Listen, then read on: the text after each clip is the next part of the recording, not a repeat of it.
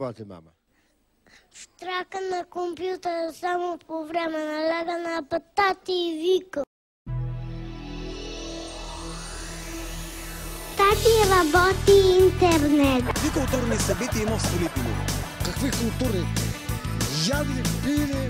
Ай ти да тръгнеш там. Канете хора, изповядат себе си.